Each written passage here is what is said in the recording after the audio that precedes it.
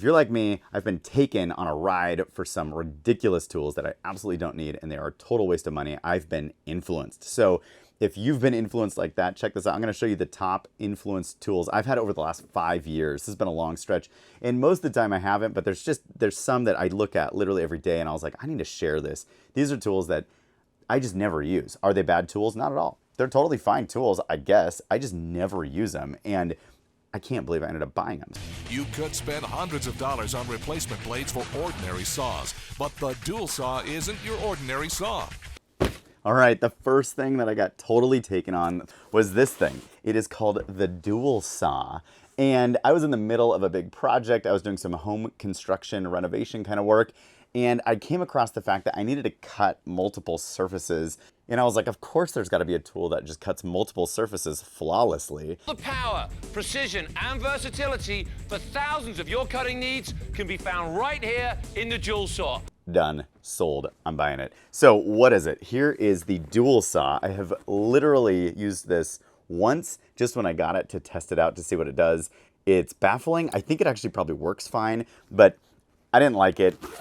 It does not do anything I actually needed, and now I have it, and I don't think I'll ever use it. So this is the dual saw CS450, and the feature behind it that makes it unique is it has these dual blades that spin in opposite directions. Now, that seemed really cool to me because it seemed like, well, of course, if blades spin in one direction and they cut things, that's great. What if they spun in both directions and they cut things that could be even better, more consistent, more fluid, all that kind of stuff? And to be honest, maybe it is, but I've used it never. And it's not that it's not necessarily a good tool, it's just never something I need. And because it's always tucked away, I don't find myself reaching for it. And frankly, I never see an instance where I'm like, wait, I have the dual saw, I can use that here to cut up something that I can't already cut. Because most stuff, it turns out, can be cut with tools you already have. So instead of this, for instance, you might have a bandsaw where you can just cut metal, cut pipe, cut whatever, or you might use a reciprocating saw and be able to cut things. And those have a whole bunch of other uses as well. So I can't say that it's a bad tool at all. You can go ahead and buy it yourself, but this was a mistake for me. This was not the right thing for me to buy. I'll never use it. I'm hoping to find someone I can gift it to because it is just not anything I want. But then I get kind of worried if I gift it, like 2 saws. How dangerous is that? Dual saw.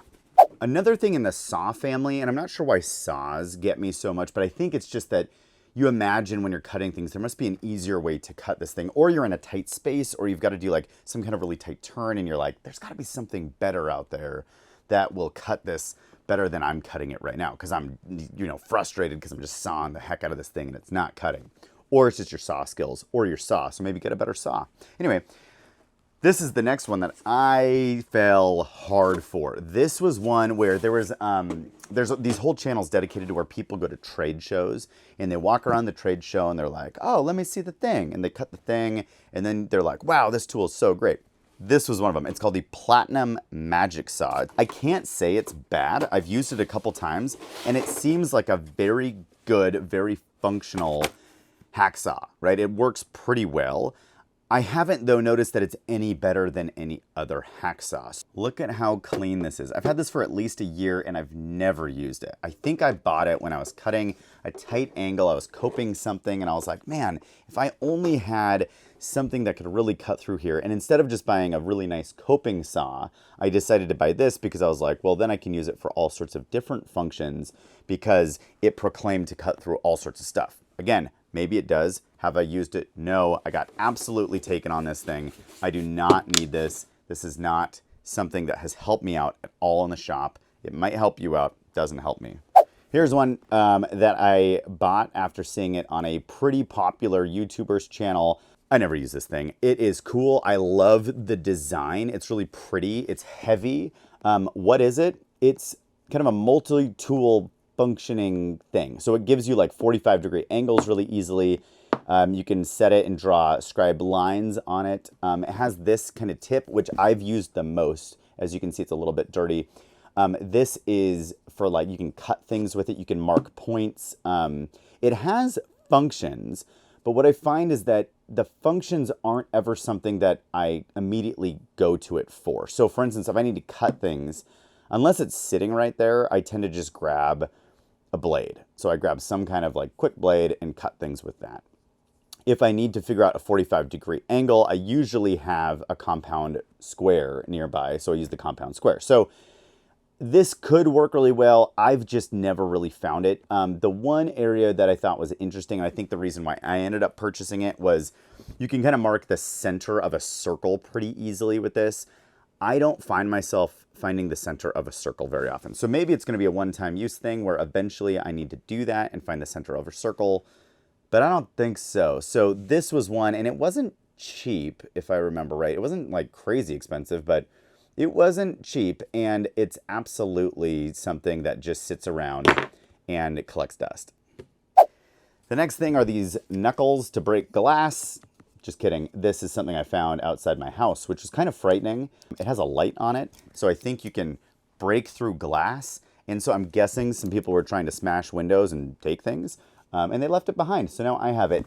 The next thing that I got totally influenced on are these Bessie adjustable clamps. These are great. They work really well. I have no gripe with how they work. They fit onto parallel clamps so that if you have a box that is not parallel, these will adjust and you can clamp it so that you can have some kind of clamping force on it. But that's just the thing. I'm usually making boxes that are square because most people I make things for want square boxes. There are certainly a lot of really good YouTubers out there who make these amazing designs that have these really unique inner boxes in them, but I don't find that that's the typical person or that that's actually practical. So I bought these. I actually bought 2 sets of them because why not? Why not just buy things, right?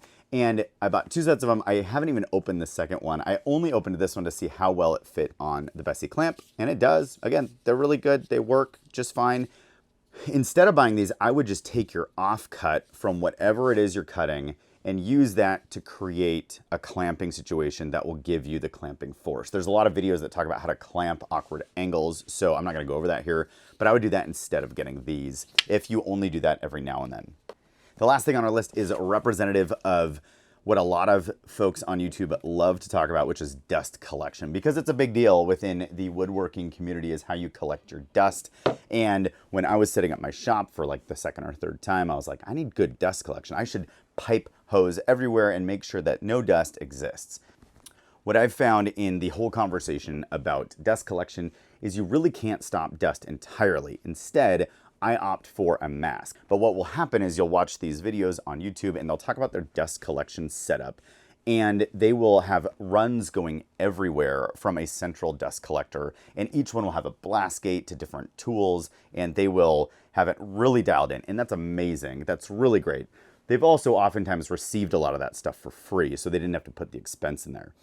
I ended up going to Rockler when I was first putting in my dust collection system and saying, I need stuff so that I can, have dust collection everywhere. This was one of those things. I was going to put this, I think, behind my miter saw because you can see my miter saw right there. There we go. But right there, that is the Garbage Town Rigid Garbage Chop Saw. It is great if you just want to cut something. It works. It literally chops most things. It is very good at chopping. It is very inaccurate, and I haven't been able to dial it in. I'm going to upgrade that. I've talked about that in other videos, but I always have to bring it up whenever I say I have that one. Anyway, I was going to put this behind, and part of the problem with that rigid is the dust just explodes when you cut with it. And so this was going to suck up all that dust and make my life so much better. It didn't. I didn't have the CFMs that would actually pull enough from my dust collector because you need a pretty strong unit to be able to pull that.